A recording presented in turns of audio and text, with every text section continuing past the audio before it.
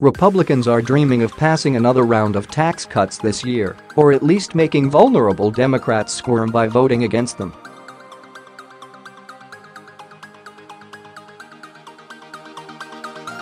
GOP leaders are weighing a series of votes to make last year's temporary tax cuts for individuals permanent, according to Republicans in both chambers.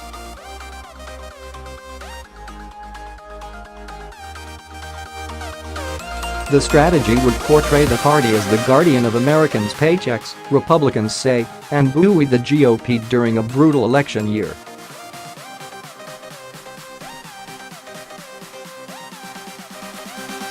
Republicans argue they win regardless of whether it culminates with a Rose Garden ceremony. Either Democrats support the legislation, giving the GOP a major legislative accomplishment in its scramble to save its majorities.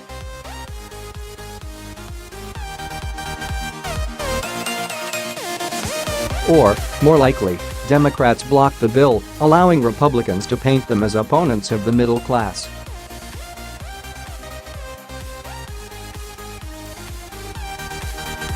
Can you imagine Democrats voting that down? I mean, how do you explain that one, said Senate Majority Whip John Cornyn, or Texas.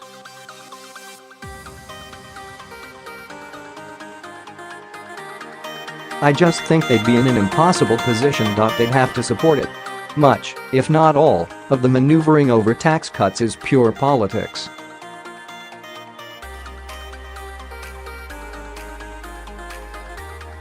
If Republicans were serious about passing a second batch of tax cuts, they'd use the powerful tool that allows for passage by a simple majority, as they did last December.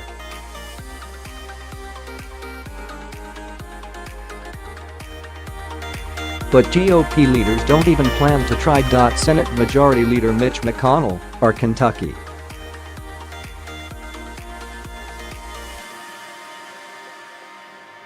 Doesn't believe his threadbare majority can agree on a budget, a requirement for deploying reconciliation procedures.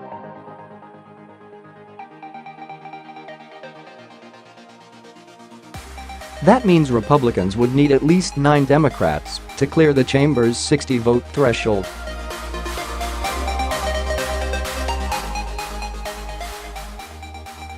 Democrats say Republicans are showing their desperation in the face of a brutal midterm environment.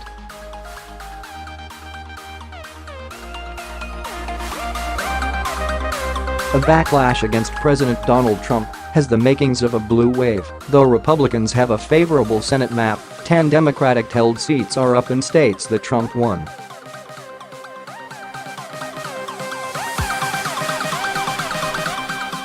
It's all they've got. It's a one-trick pony, said Senate Minority Whip Dick Durbin. Deal.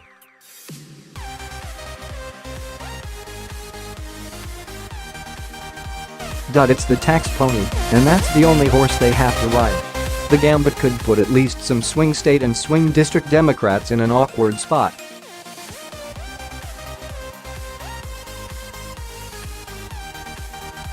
One of the main reasons Democrats opposed the GOP's December tax package was that it included only temporary breaks for regular people while giving huge, permanent reductions to corporations.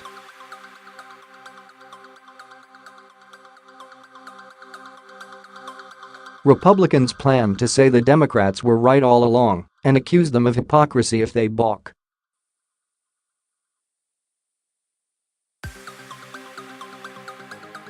We hear the complaints of Democratic members saying individuals deserve permanency, so they don't look at tax hikes down the road, and I think there is broad support in the Republican Party to say, yes, I agree with you, said Ways and Means Republican Tom Reed of New York.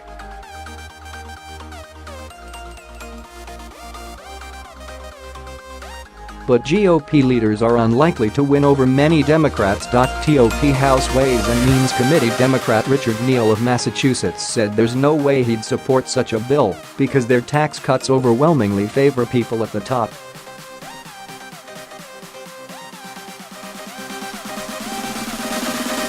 Still, tax reform, Republicans say, will be a central pillar in their battle to maintain their majorities.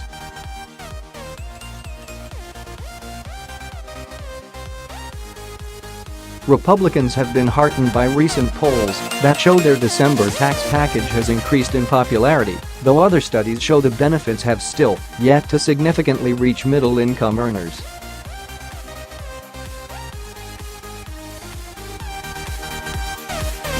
The proof is in the paycheck, insisted Sen. Tom Tillis, RNC, vice chairman of the National Republican Senatorial Committee.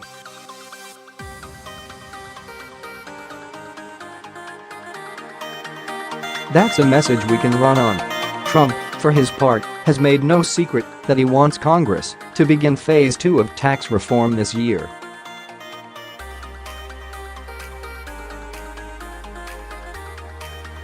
During a major fundraiser for the National Republican Congressional Committee last Tuesday, the president singled out Ways and Means Chairman Kevin Brady's work putting together such a proposal behind the scenes.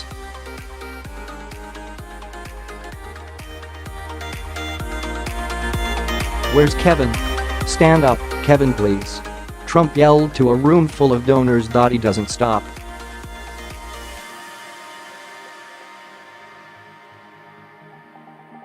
"And let's not tell anybody, although you have a lot of cameras back there, actually, let's not tell anybody, Kevin, about Phase 2 that we've already started on, right?" Trump, according to White House Legislative Affairs Director Mark Short, has a desire to see the individual rates permanent.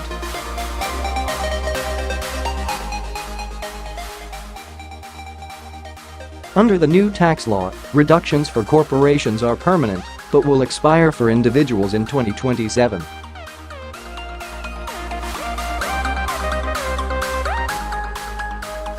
Still, some Republicans are already warning that might be impossible. "It'd be nice to do it, but I don't think we have the votes," said Senate Finance Chairman Orrin Hatch, Utah, one of the original authors of the December tax bill.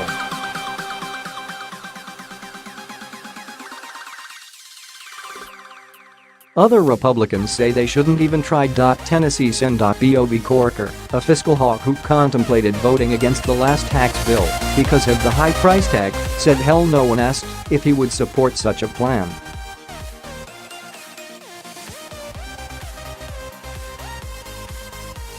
"It would be all dessert and no dinner," said Rep. Mark Sanford, RSC, another fiscal conservative.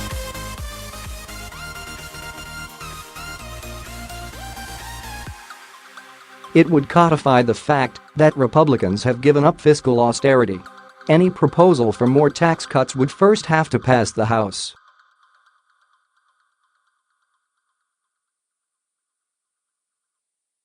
It's unclear when Speaker Paul Ryan's, our Wisconsin team would put the bill on the floor, but Brady said it's just a matter of time.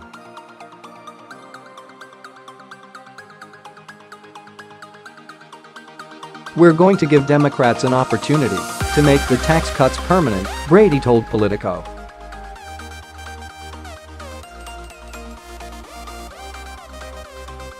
"And that will really reveal, was it just an excuse to not give people back more of what they earned?" While such a bill would likely easily pass the House, it would then be subject to the Senate's filibuster.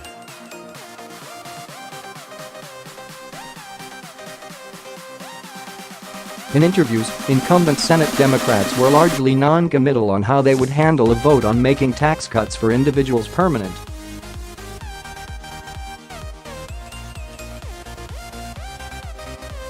Sen. Claire McCaskill, D-Mo.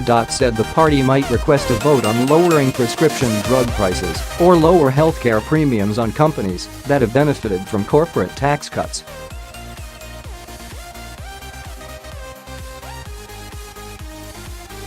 "All of us support middle-class tax cuts. That's not the issue," she said. And other Democrats see an opportunity to critique the GOP as fiscally irresponsible.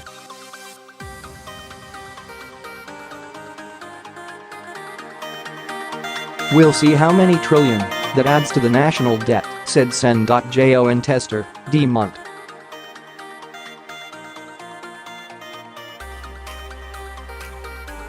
Who is likely to face a tough re-election challenge this year. And because the Senate is so narrowly divided, several red state Democrats could support the proposal and still leave it short of the chamber's 60-vote threshold.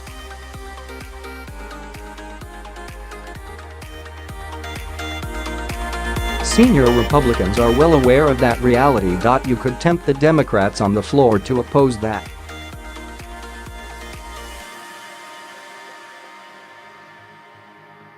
They all said they were for those tax cuts when it was going through, said Sen.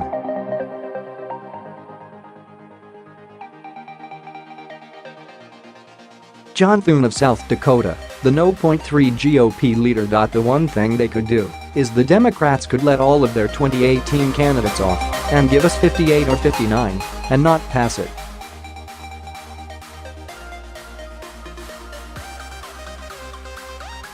With that in mind, McConnell has made no final decision on whether to bring up a tax cut vote later this year, senators said.